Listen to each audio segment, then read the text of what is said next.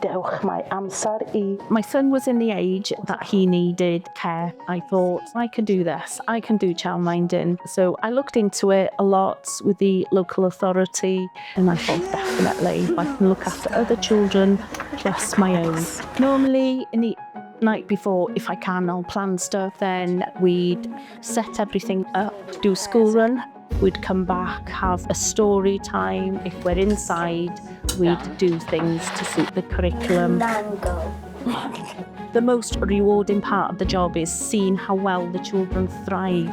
You see how much they've progressed from the time that they've started with you, from even drawing a picture, colouring in, to by the time they go to school. It could be in the lines, it could be the language. I tend to do a lot of training, and I want to be better than what I was yesterday. The pros outweigh the cons. You see the children, they thrive, they're happy. If somebody would ask me about a career for doing childcare, I'd say 100% go for it. You're your own boss, you've got your own freedom, do as much training as you possibly can to better yourself.